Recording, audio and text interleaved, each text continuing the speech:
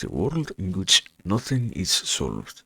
Is there anything on earth which cannot be doubted except death, the only certainty in this world?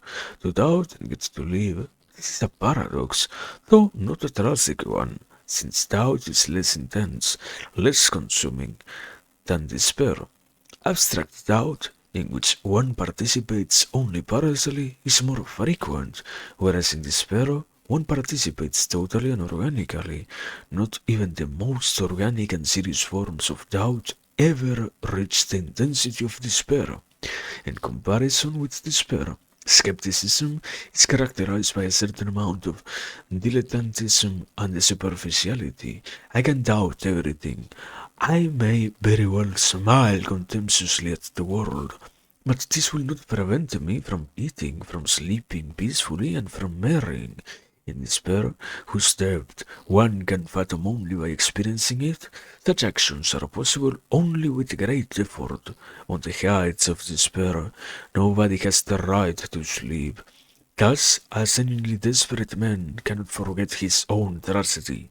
His consciousness preserves the painful actuality of his subjective torment.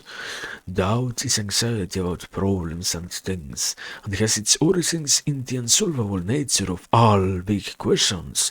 If such questions could be solved, the skeptic would revert to more normal states. The condition of the desperate man in this respect is utterly different.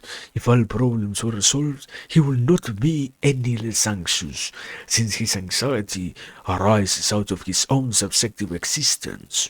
Despair is the state in which anxiety and restlessness are immanent to existence. Nobody in despair suffers from problems, but from his own inner torment and fire. It's a pity that nothing can be solved in this world, yet there never was and here never will be anyone who would commit suicide for this reason. So much for the power that intellectual anxiety has over the total anxiety of our being. That is why I prefer the dramatic life, consumed by inner fires and tortured by destiny, to the intellectual, caught up in abstractions which do not engage the essence of our subjectivity.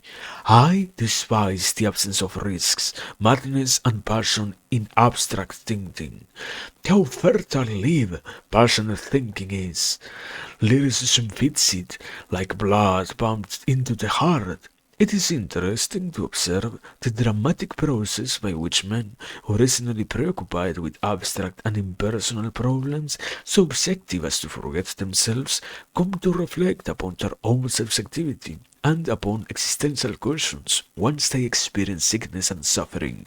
Active and objective men do not have enough inner resources to make an interesting problem of their own destiny. One must descend all the circles of an inner hell to turn one's destiny into a subjective yet universal problem. If you are not burned to ashes, you will then be able to philosophize lyrically.